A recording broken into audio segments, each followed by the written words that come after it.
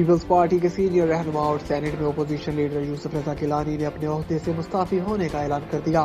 تفصیلات کے مطابق پیپلز پارٹی کے سینیٹر اور سینیٹ میں اپوزیشن لیڈر یوسف رضا گیلانی نے بطور اپوزیشن لیڈر مستعفی ہونے کا اعلان کر دیا ہے۔ اس حوالے سے تصدیق کرتے ہوئے یوسف رضا گیلانی کا کہنا تھا کہ میں نے بطور اپوزیشن لیڈر اپنا استعفیٰ پارٹی کو جمع کروا دیا ہے۔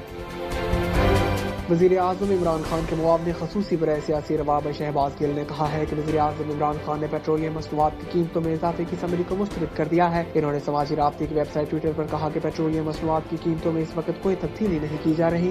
شہباز گل نے مزید کہا کہ اس وقت حکومت اس بڑھتی قیمت کا بوجھ اپنے اوپر لے گی اور عوام کو اس سے بچانے کی کوشش کرے گی۔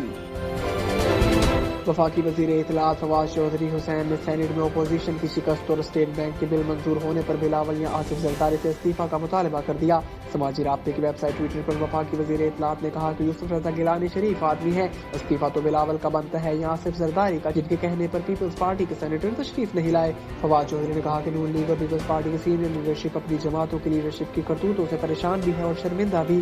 بہرحال ان جماعتوں میں تبدیلیوں کا سفر خوش آئند ہے۔